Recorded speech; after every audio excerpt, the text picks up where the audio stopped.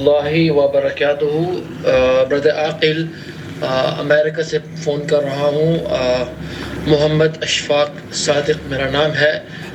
سوال یہ ہے کہ معلوم نہیں ہے کہ حدیث ہے یا کچھ کہاوت ہے کہ جب زلزلہ آئے تو سورۃ الزلزلہ پڑھنی چاہیے، تو اس میں کتنی سچائی ہے؟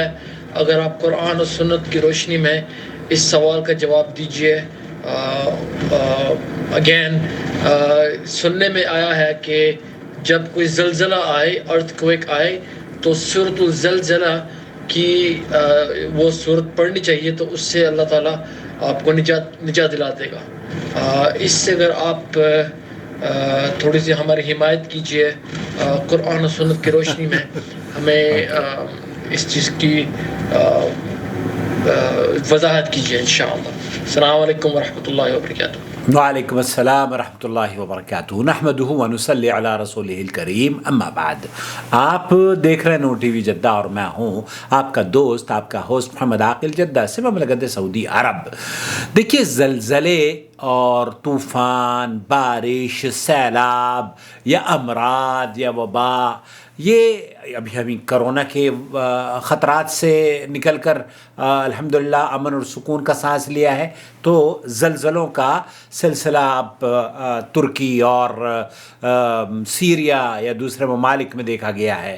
ایسی صورت میں ہمیں جو اللہ کے رسول صلی اللہ علیہ وسلم سے سیکھ ملتی ہے وہ یہ کہ اس ضمن میں یہ بھائی جو جاننا چاہ رہے ہیں کہ کیا صورت زلزلہ اذا زلزلت الارض زلزالها واخرجت الارض اثقالها وقال الانسان ما، یہ جو صورت ہے، اس صورت کی فضیلت کے سلسلے میں کوئی بھی نص صریح اس بات کا حوالہ نہیں ہے قرآن و سنت میں کہ یہ زلزلے سے رکاوٹ یا زلزلے کے وقت پڑھنے کی دعا ہے، بلکہ اللہ کے رسول صلی اللہ علیہ وسلم تو وَلَقَدْ أَرْسَلْنَا إِلَىٰ أُمَمٍ مِّن قَبْلِكَ فَأَخَذْنَاهُمْ بِالْبَأْسَاءِ وَالضَّرَّاءِ لَعَلَّهُمْ يَتَضَرَّعُونَ۔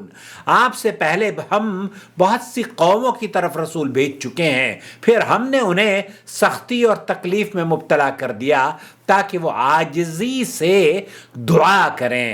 اور دعا کے سلسلے میں یہ کہنا کہ یہ سورۃ الزلزلہ اس کی کوئی فضیلت ہے زلزلوں کے دنوں میں، تو یہ کسی بھی قرآن اور حدیث سے ثابت نہیں ہے، بلکہ زلزلے بجلی کڑکنے اور شدید تیز ہوا وغیرہ چلنے پر اللہ کے رسول صلی اللہ علیہ وسلم کی جو سنت ہے وہ آپ کوئی بھی دعا مانگ سکتے ہیں۔ اللہم انی اسألک خیرہا وخیر ما فیہا وخیر ما ارسلت بہ واعوذ بک من شر وشر ما فیہا وشر ما ارسلت بہ۔ جب اللہ کے رسول صلی اللہ علیہ وسلم یہ تیز ہوائیں چلتی یا بارشیں ہوتی یا طوفان آتی، تو یہ دعائیں اللہ کے رسول صلی اللہ علیہ وسلم سے ثابت ہیں کہ آپ اللہ سے پناہ مانگا کرتے تھے، اللہ کے عذاب سے، اللہ کے غصے سے، اللہ کی امن اور اس سے سلامتی کی دعا کیا کرتے تھے، یہ تو ثابت ہے۔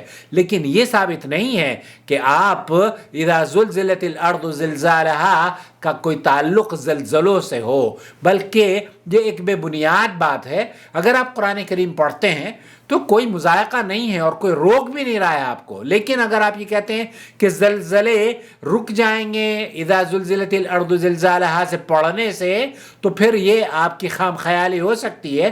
اللہ رب العالمین سے دعا ہے کہ اللہ تعالیٰ جو زلزلے میں اس ترکی میں ہمارے بھائی اور انسانیت کا نقصان ہوا ہے، اللہ رب العالمین ان کی مدد فرمائے، اور ان کو جو گھروں سے بے گھر ہو گئے ہیں اللہ رب العالمین انہیں ان سے پہلے سے اچھے گھر عطا فرمائے، اور جو بے روزگار ہو گئے ہیں اللہ تعالیٰ ان سے راضی ہوتے ہوئے پہلے سے زیادہ بہتر رزق فراہم فرما دے، اور جو بیمار ہیں اللہ انہیں شفا یابی عطا فرما دے۔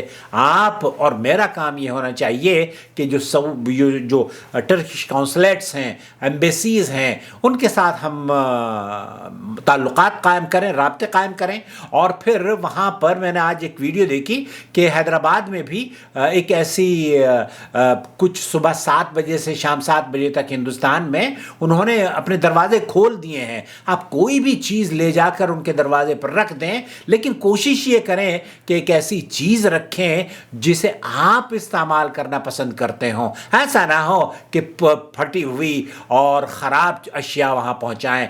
आप अगर हिंदुस्तानी हैं, आप अगर किसी मुल्क के बाशिंदे हैं, तो अपने मुल्क के, बल्कि मुल्क क्या, आप मुसलमान हैं, इस्लाम की तर्जुमानी कीजिए, वो चीज़ दूसरों को दीजिए जो आप अपने लिए पसंद करते हो। जी हाँ, अगर पुरानी ही सही, कोई हर्ज नहीं है, पुराना जूता हो, पुराने कपड़े हों, आप उनकी खिदमत के लिए टर्किश कौंसलेट को पहुंचा सकते हैं, लेकिन कोशिश ये करें कि वो चीज़ें न भेजें जो कि आप जिसको रद्दी के टोकरे में डालना पसंद करते हो। क्यों? क्योंकि हमारे यहाँ यही मिजाज बन गया है कि हम रद्दी के टोकरे की जो चीज़ें होती हैं वही सदका और खैरात करते हैं। हालांकि अल्लाह ताला उन चीज़ों को पसंद करता है जो आपकी ज़्यादा महबूब होती हैं, जो आपकी पसंदीदा होती हैं। अल्लाह से दुआ है कि अल्लाह ताला इनकी मदद फरमाए और इन्हें अमन व सलामती अता फरमाए, और तुर्की के बाशिंदों को, वहाँ के बसने वालों को इस